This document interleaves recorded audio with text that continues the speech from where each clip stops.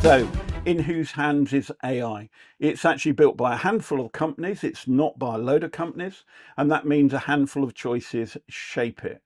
Power concentrates, it always has. So let's have a look at one. One road is a government deal. So this is OpenAI, who do ChatGPT. They did a deal with the US government. They pushed for scale, speed, market share. That's why they did the deal. And they're looking at they've done a deal on a multi-billion government and defense contract pursued openly.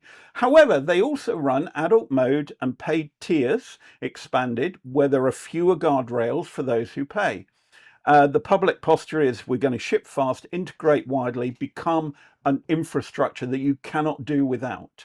But remember that few percentage in the world that are actually using AI at the moment. It's a hard road at the moment. And their argument is if we don't do it, then China will. That's one road. It's defensible, but it's a road that makes choices on your behalf. Anthropic, who did Claude, they declined the government contract because it was a path of ethics. The American administration, rightly or wrongly, wanted to use it to map out what their population are doing and deploy it in military. Anthropic declined the contract, and basically ChatGPT or OpenAI, they decided to go down that route. And in around one day, they lost 2 million paid subscribers who switched over to Anthropic. So it's, these things do change people's viewpoints.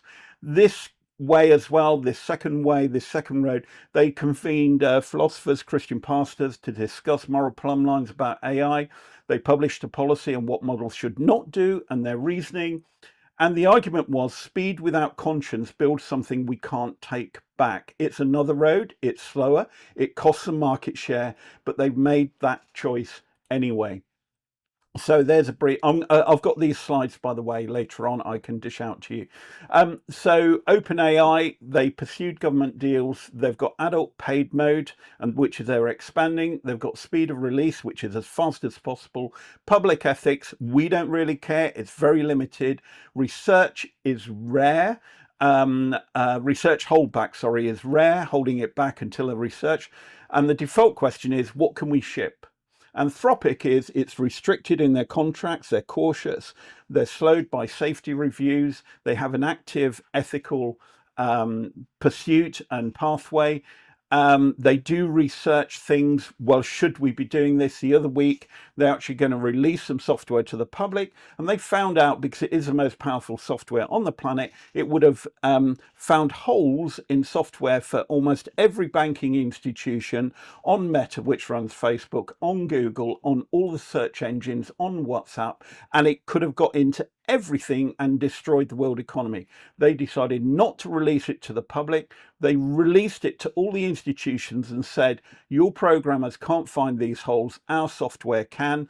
Find them, and then we'll release it to the public. And so they decided not to ship it.